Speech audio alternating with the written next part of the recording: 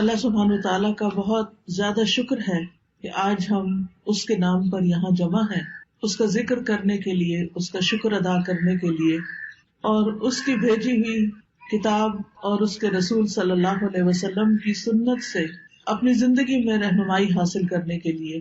آج کی ہماری گفتگو کا عنوان ہے کہ غموں سے نجات کیسے پائی جائے۔ اگر دیکھا جائے تو ہر انسان کسی نہ کسی مسئلے کا شکار ہے، کہیں نہ کہیں اس کی زندگی میں کوئی ایسی چیز ہے جو اسے بے چین رکھتی ہے، پریشان رکھتی ہے، غمگین رکھتی ہے۔ اس میں ہوتا یہ ہے کہ انسان پھر اپنی صلاحیتوں، قوتوں، طاقتوں سے جو اللہ تعالیٰ نے اس کو دی ہیں ان سے وہ بھرپور فائدہ نہیں اٹھا سکتا۔ تو سب سے پہلی بات تو یہ ہے کہ سوال یہ پیدا ہوتا ہے کہ یہ غم آتے کیوں ہیں، غم محسوس کیوں کرتا ہے انسان، یہ پریشانیاں، یہ مشکلات، یہ تکالیف ہماری زندگی میں کیوں ہیں۔ تو اس سلسلے میں جب ہم قرآن مجید کی طرف رجوع کرتے ہیں تو پہلی بات ہمیں یہ پتہ چلتی ہے کہ اللہ تعالیٰ نے انسان کو امتحان کے لیے پیدا کیا، اس لیے وہ اس انسان پر طرح طرح کی آزمائشیں اور مشکلات بھیجتا رہتا ہے تاکہ وہ دیکھے کہ انسان ان میں کرتا کیا ہے، انسان کا طریقہ کیا ہے۔ قرآن مجید میں آتا ہے سورۃ الملک، جو ہر روز رات کو آپ پڑھتے ہیں، کیونکہ نبی صلی اللہ علیہ وسلم رات کو سورۃ الملک اور سورۃ الف لام میم السجدہ پڑھے بغیر سویا نہیں کرتے تھے، یہ آپ کی سنت ہے۔ یہ سورت قبر کے عذاب سے بچانے والی بھی ہے۔ اس سورت کے شروع میں اللہ تعالیٰ فرماتے ہیں تبارک الذی بیدہ الملک وہو علی کل شیء قدیر الذی خلق الموت والحیاۃ لیبلوکم ایکم احسن عملا وہو العزیز الغفور۔ بہت بابرکت ہے وہ ذات جس کے ہاتھ میں کائنات کی بادشاہت ہے اور وہ ہر چیز پر قادر ہے۔ وہو علی کل شیء قدیر الذی خلق الموت والحیاۃ لیبلوکم، اس نے موت اور زندگی کو بنایا تاکہ تمہارا امتحان لے، تمہیں آزما کر دیکھے کیا ایکم احسن عملا، کہ تم میں سب سے اچھے کام کون کرتا ہے۔ وہ العزیز الغفور، اور وہ زبردست ہے، غالب ہے، بخشش فرمانے والا ہے۔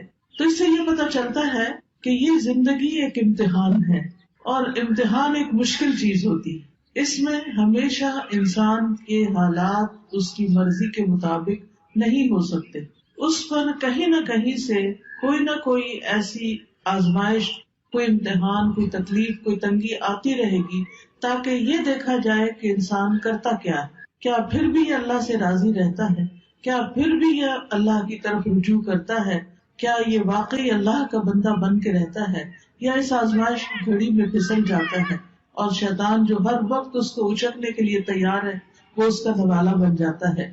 پھر اسی طرح یہ بات بھی یاد رکھنی چاہیے کہ انسان پر بہت سی تکلیفیں اس کے اپنے اعمال کی وجہ سے ہی آتی ہیں۔ سورۃ الشورى میں اللہ تعالیٰ فرماتے ہیں وَمَا أَصَابَكُم مِّن مُّصِيبَةٍ فَبِمَا كَسَبَتْ أَيْدِيكُمْ وَيَعْفُو عَن كَثِيرٍ، اور جو بھی تمہیں کوئی مصیبت پہنچی تو وہ اس وجہ سے ہے جو تمہارے ہاتھوں نے کمایا، یعنی تمہارے اپنے اعمال کی وجہ سے تمہارے لیے بہت سی مشکلات کھڑی ہوئی ہیں، اور وہ بہت سی چیزوں سے درگزر کر جاتا ہے، یعنی ان پر تو وہ سزا دیتا بھی نہیں، ان پر تو وہ تمہیں کسی پریشانی میں مبتلا نہیں کرتا، بلکہ تمہارے گناہوں کے باوجود، تمہاری زیادتیوں کے باوجود بھی وہ تمہیں اپنی عنایتوں اور نوازشوں سے معمور رکھتا ہے۔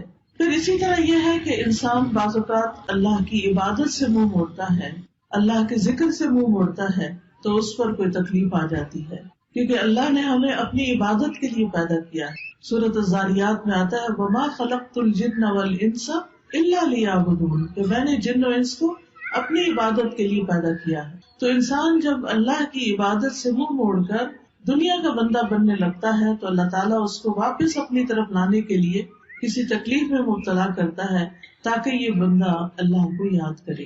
اور جو شخص مستقل طور پر اللہ سے روگردانی کر لیتا ہے اللہ کی یاد سے، تو اللہ تعالیٰ اس کے لیے دنیا کی زندگی بھی تنگ کر دیتے ہیں۔ اللہ تعالیٰ کا فرمان ہے سورۃ طٰہٰ میں وَمَنْ أَعْرَضَ عَنْ ذِكْرِي فَإِنَّ لَهُ مَعِيشَةً ضَنْكًا وَنَحْشُرُهُ يَوْمَ الْقِيَامَةِ أَعْمَىٰ، جو کوئی میرے ذکر سے منہ موڑے گا میں اس کی زندگی تنگ کر دوں گا اور قیامت کے دن اس کو اندھا اٹھاؤں گا، یعنی اس کی صرف یہ زندگی ہی نہیں پریشانیوں والی ہوگی بلکہ آگے بھی بڑی پریشانی ہے، یعنی اس کے لیے بہت بڑی مشکلات ہیں اگلی زندگی میں بھی. لیکن وجہ کیا ہے؟ وجہ ہے اللہ کے ذکر سے منہ موڑنا، اللہ کی یاد کا زندگی میں نہ ہونا. یہ انسان کے لیے پریشانی کا باعث بنتا ہے. سورۃ الزخرف میں اللہ تعالیٰ فرماتے ہیں من یعش عن ذکر الرحمن نقیض له شیطانا فهو له قرین.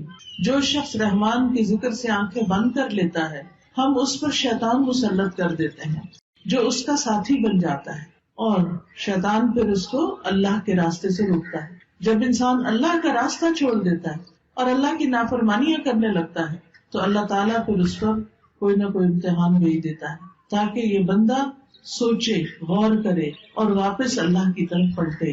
جب انسان اللہ کی عبادت سے روگردانی کرتا ہے تو دنیا میں بھی محتاجی کا شکار رہتا ہے، خواہ اس کے پاس بہت کچھ بھی ہو لیکن اس کے دل کی محتاجی اور پریشانی نہیں جاتی.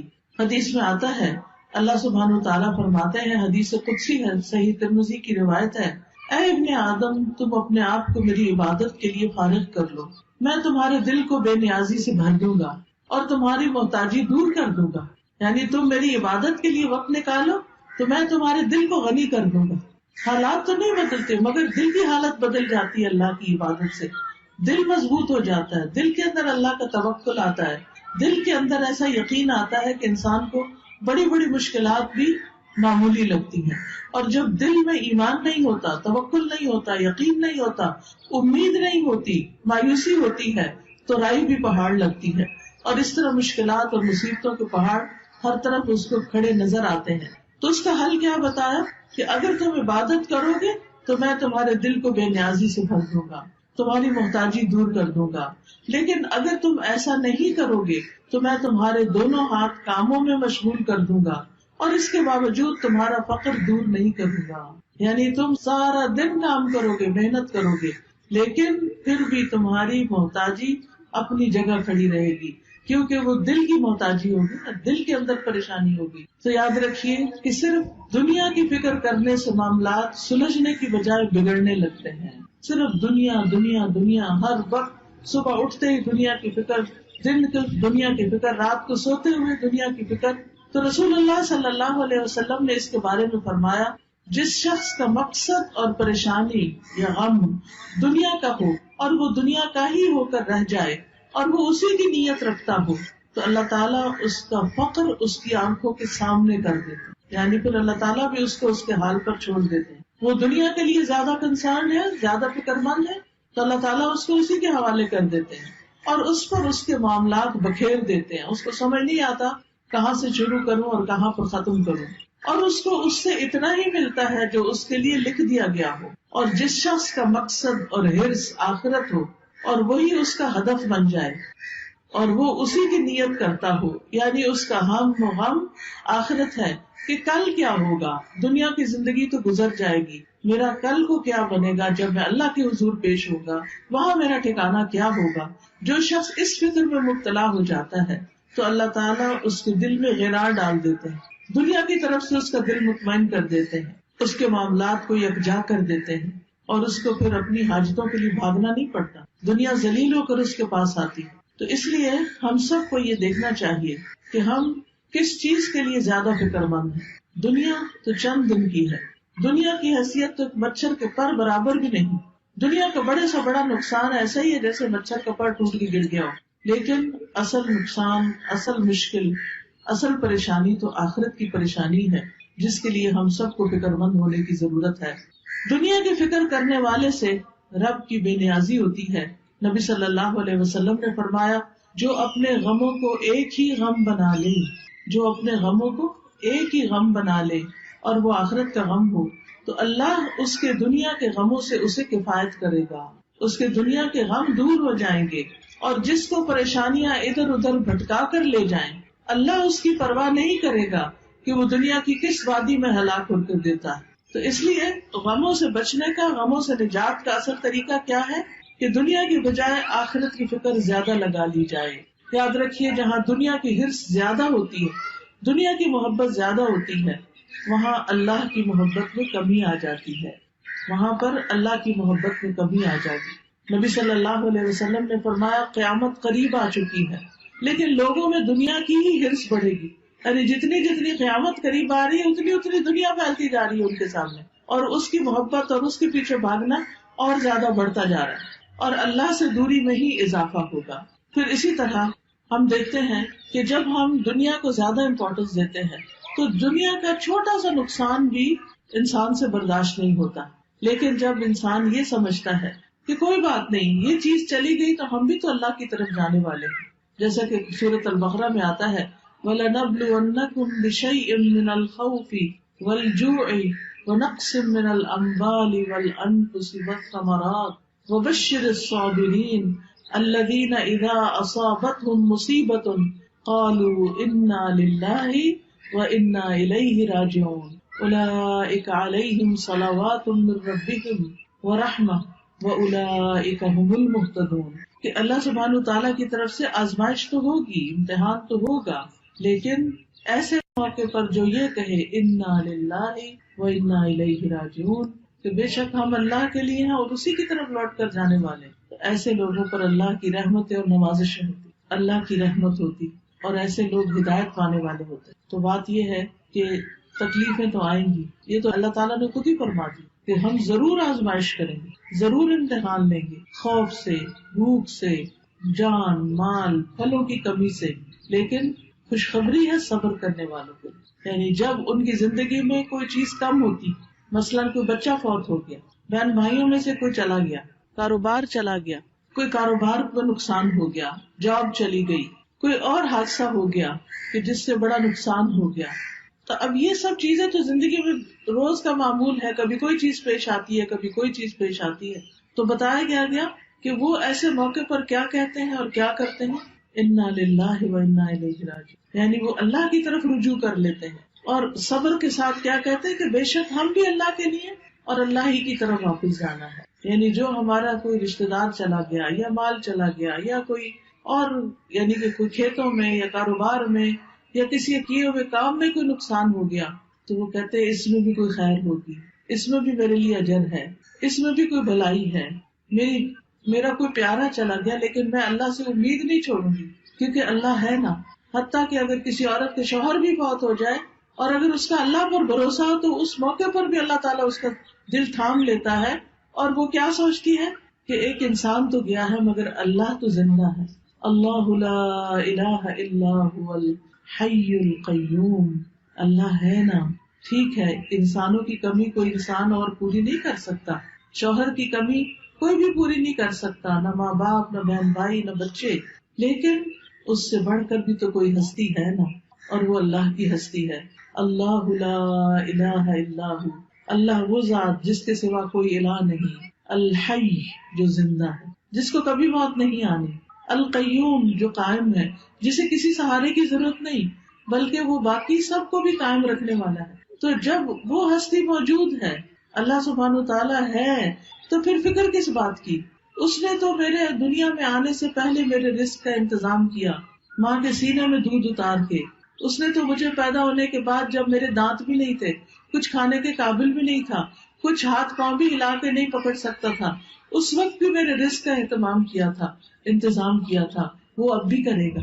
تو ایسا شخص اس شدید غم کے موقع پر بھی سکون میں ہوتا ہے کہ اللہ ہے نا، وہ کہیں سے بندوبست کرے گا نا، وہ کوئی ذریعہ بنا دے گا نا، کیونکہ اصل الرزاق تو وہی ہے، انسان تو صرف سبب ہے، وسیلہ ہے۔ ایسا شخص کبھی بھی دل نہیں ہارتا، ایسا شخص کبھی بھی اپنے حواس نہیں کھوتا، ایسا شخص کی زندگی سے کبھی امید نہیں جاتی۔ اور آپ نے دیکھا ہوگا کہ کتنے ہی بچے ہیں جو یتیم پلے ہیں لیکن وہ بڑے بڑے لوگوں سے آگے نکل گئے، دنیا کی بڑی بڑی مشہور ہستیاں بن گئے۔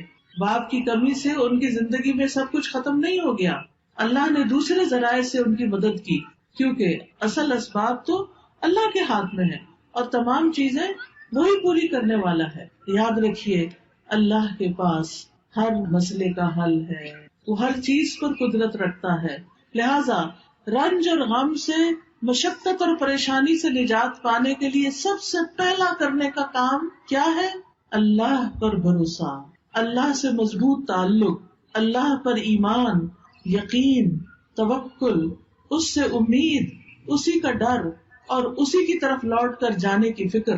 یاد رکھیے دنیا کے سارے خزانے اللہ کے ہیں، سارے خزانوں کا مالک وہ ہے. وَلِلَّهِ خَزَائِنُ السَّمَاوَاتِ وَالْأَرْضِ وَلِلَّهِ مُلْكُ السَّمَاوَاتِ وَالْأَرْضِ. آسمانوں کی بادشاہت، زمین کی بادشاہت ساری کی ساری اللہ کے پاس ہے. وَاللَّهُ عَلَى كُلِّ شَيْءٍ قَدِيرٌ. اور اللہ ہر چیز پر پوری طرح قادر ہے، پوری قدرت رکھتا ہے. لہذا کیا یقین رکھنا ہے کہ سارے خزانے تو اس کے پاس ہیں، مجھے اس سے مانگنے ہیں. لہذا انسان سب انسانوں سے نظر ہٹا کے اللہ سبحانہ تعالیٰ کی طرف امید رکھتا ہے، اس سے مانگتا ہے. یا اللہ تو میرا رازق ہے، تو پتھر کے اندر ایک کیڑے کو بھی رزق پہنچاتا ہے، تو کیا مجھے نہیں رزق دے سکتا؟ آسمان و زمین کی مخلوق کو دے رہا ہے، تو دن رات دے رہا ہے اور کوئی کمی نہیں واقع ہوتی تیرے رزق میں، تو کیا مجھے نہیں دے سکتا؟ تو مجھے بھی دینے والا ہے. لہٰذا جو شخص اللہ پر یقین رکھتا ہے وہ ہر غم، ہر تکلیف میں اللہ کی طرف رجوع کرتا ہے، اللہ کی طرف پلٹتا ہے، اور اس کو یہ یاد رہتا ہے کہ ہر مسئلے کا حل اللہ کے پاس ہے. اللہ سبحانہ تعالیٰ کے سامنے اپنی حاجتیں رکھے، سجدے میں رو کر پکارے اس کو کہ اللہ تو مدد کر. کوئی بھی مسئلہ ہے جو آپ کا، اس کو سامنے رکھ کے، کیونکہ اللہ تعالیٰ فرماتے ہیں اَمَّن يُجِيبُ الْمُضْطَرَّ إِذَا دَعَاهُ وَيَكْشِفُ السُّوءَ. بھلا کون ہے جو لاچار کی فریاد رسی کرتا ہے جب وہ اسے پکارتا ہے اور اس کی تکلیف کو دور کرتا ہے؟ کوئی اور ہے؟ نہیں، کوئی بھی نہیں. آپ دیکھیں کہ جب انسان غمگین ہوتا ہے، دکھی ہوتا ہے، پریشان ہوتا ہے، اس کی آنکھوں سے آنسو جاری ہوتے ہیں، تو پاس پڑے ماں باپ بھی سو رہے ہوتے ہیں، باقی دنیا بھی آرام کر رہی ہوتی ہے، ہر کوئی اپنے مسئلوں میں پریشان ہوتا ہے، لیکن آپ کا رب جاگتا ہے. لا تأخذہ سنۃ ولا نوم. نہ اس کو اونگ آتی ہے، نہ اس کو نیند آتی ہے. سب سوتے ہیں لیکن وہ جاگتا ہے. وہ رات کو بھی، وہ دن کو بھی، وہ صبح بھی، وہ شام بھی آپ کی دعائیں سنتا ہے. لہٰذا اس کی طرف رجوع کرنا ہے. چھوٹی ضرورت ہو، بڑی ضرورت ہو، لوگوں کی طرف لالچ کی نگاہ سے نہیں دیکھنا کہ ان کے پاس بہت کچھ ہے، نہیں، اللہ کی طرف دیکھنا ہے. رسول اللہ صلی اللہ علیہ وسلم نے فرمایا جسے انتہائی شدید حاجت آ پڑے، یہ شدید ضرورت اس کو ہو جائے کوئی، اور اس نے اسے لوگوں پہ پیش کر دیا تو اس کی وہ حاجت دور نہ ہوگی. کہ لوگ اکثر کیا چاہتے ہیں کہ یہ بندہ جو پریشان ہے پریشان ہی رہے، وہ مدد نہیں کرنا چاہتے. لوگ عموماً دوسروں کو دکھی دیکھ کے خوش ہوتے ہیں. تو اس لیے جب کوئی ضرورت پیش آئے سب سے پہلے اللہ سے دعا کریں، پھر اللہ لوگوں کے دل میں ڈالے گا کہ وہ مدد کریں آپ کی. تو حدیث میں آتا ہے کہ جسے انتہائی شدید حاجت آ پڑے اور اسے اس نے لوگوں پر پیش کر دیا تو اس کی وہ حاجت پوری نہ ہوگی، اور جس نے اسے اللہ پہ پیش کیا تو ان قریب اللہ اسے بے پرواہ کر دے گا. یا تو جلد ہی موت آ جائے گی، دنیا کے بکھیڑوں سے ہی جان چھوٹ جائے گی، یا جلد ہی غنی ہو جائے گا اور انسانوں کی ضرورت نہ رہے گی. آپ کو خوف آتا ہے کہ پتہ نہیں کیا ہوگا، پتہ نہیں بڑھاپے میں کون ہمیں دیکھے گا، ہمارے لیے روزی کا انتظام کیا ہوگا، ہماری ضروریات پوری کہاں سے ہوں گی. تو فوراً کہا کرے اللہ تو میرا رب ہے نا، تو ہی میرے سارے انتظام کرے گا، مجھے انسانوں سے نہیں تجھ سے توقع ہے. انسانوں کے ہاتھ خالی ہیں، ہمارے ہاتھ میں تو تھوڑی دیر کوئی چیز ہو تو ہمارا دل کہتا ہے رکھ دیں، ایسے ہی ہوتا ہے نا، ہم اپنے ہاتھ بھر کے رکھ بھی نہیں سکتے. مٹھی میں کوئی چیز ہو چھوٹی سی بھی تو تنگ آ جاتے ہیں، وہ کہتے ہیں یہ کہیں رکھ دے. ہمارے ہاتھ خالی ہیں، خالی آئے تھے، خالی رکھنا پسند کرتے ہیں اور خالی جائیں گے. بھرے ہوئے ہاتھ تو اللہ کے ہیں، ان سے کیوں مانگتے ہیں جو خالی ہاتھ؟ ان سے کیوں توقع ہے جن کے پاس کچھ نہیں؟ اس سے کیوں نہیں توقع رکھتے جس کے پاس سب کچھ ہے؟ مانگ کے تو دیکھیں پھر کس طرح ضروریات پوری ہوتی ہیں. آپ دیکھیں قبر میں سب سے پہلا سوال کیا ہوگا؟ من ربو کا، تیرا رب کون ہے؟ اور رب کون ہوتا ہے؟ جو پیدا بھی کرتا ہے، جو رزق بھی دیتا ہے، جو ساری ضروریات پوری کرتا ہے. تو اگر ہم اس دنیا میں، اس زندگی میں رب کو رب مانیں گے تو تبھی جواب دے سکیں گے نا.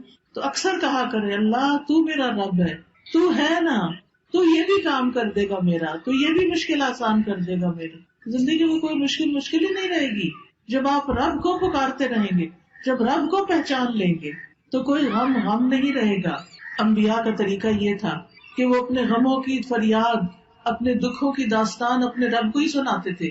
حضرت یعقوب علیہ السلام سے جب یوسف علیہ السلام دور کر دیے گئے اور وہ ان سے بے پناہ محبت کرتے تھے، تو آپ سوچ سکتے ہیں کہ جس سے انسان محبت کرتا ہو وہ اگر دور چلا جائے تو انسان کے لیے کتنا دکھ اور تکلیف ہوتی ہے. کتنی پریشانی ہوتی ہے، لیکن انہوں نے شکوہ بندوں سے نہیں کیا، کہا انما اشکو بثی وحزنی الی اللہ، کہ میں اپنے غم اور دکھ کی فریاد صرف اللہ کی جناب میں پیش کرتا ہوں. جب تکلیف آئے اللہ کے آگے سجدے میں گر پڑے، نفل پڑھے، روئیں، سجدے میں گڑ گڑا کے دعائیں مانگے، اللہ پہ بھروسہ کریں. اللہ تعالیٰ فرماتے ہیں وَمَن يَتَوَكَّلْ عَلَى اللَّهِ فَهُوَ حَسْبُهُ إِنَّ اللَّهَ بَالِغُ أَمْرِهِ قَدْ جَعَلَ اللَّهُ لِكُلِّ شَيْءٍ قَدْرًا. اور جو شخص اللہ پر بھروسہ کرے تو وہ اسے کافی ہے، اللہ اپنا کام پورا کر کے رہتا ہے. بلا شبہ اللہ نے ہر چیز کا ایک اندازہ مقرر کر رکھا ہے، ہر چیز کا ایک وقت ہے. اب مثلاً آپ کے صحن میں اگر بہت بڑا بھی درخت ہے پھل کا، مثلاً آج کل سردیوں کا موسم ہے اور آپ کے صحن میں آم کا بہت بڑا درخت ہے، آپ کے ابھی آم لگ جائیں تو ابھی تو نہیں لگیں گے. ہاں اگر آپ صبر کریں گے، انتظار کریں گے تو 6 مہینے بعد آپ بہترین آم کھائیں گے. اسی طرح ہر کام کا ایک وقت ہوتا ہے. مثلاً کسی کی اولاد نہیں تو وہ اولاد کے لیے پریشان رہتا ہے، تو اس کا ایک وقت ہے. اور اگر اللہ نہیں دینا چاہتا تو اس کے پیچھے بھی کوئی حکمت ہے، کوئی مصلحت ہے، کوئی فائدہ ہے، کوئی وجہ ہے، اس کو پتا ہے، ہمیں نہیں پتا کہ وہ ہمیں اولاد کیوں نہیں دے رہا. پھر اگر اولاد ہے اور اس کا کوئی غم ہے یا تکلیف ہے، اس کی وجہ سے ہم دکھی ہیں، تو اس پر بھی اللہ پہ بھروسہ کریں کہ یہ وقت بھی گزر جائے گا، اس کی کوئی وجہ ہے. آپ دیکھیے کہ جو ایک کچا برتن ہوتا ہے اور ایک پکا برتن ہوتا ہے، پکا برتن صرف وہ ہوتا ہے جسے آگ میں تپایا جائے. اللہ بندے کا ایمان بھی مضبوط کرنے کے لیے بعض اوقات اس کو مشکلات کی بھٹی میں تپاتا ہے، پکاتا ہے، پکا ہو جائے بندہ، استقامت آ جائے اس میں، وہ اللہ کا بندہ بن جائے، وہ سب سے مایوس ہو کر وہ اللہ ہی سے امید رکھے. تو اس لیے ایسے موقع پر انسان کو پریشان نہیں ہونا چاہیے، اللہ کی طرف رجوع کرنا چاہیے. اور یہ بھی یاد رکھیے جیسے قرآن مجید میں آتا ہے وَلَئِن سَأَلْتَهُم مَّنْ خَلَقَ السَّمَاوَاتِ وَالْأَرْضَ لَيَقُولُنَّ اللَّهُ قُلْ أَفَرَأَيْتُم مَّا تَدْعُونَ مِن دُونِ اللَّهِ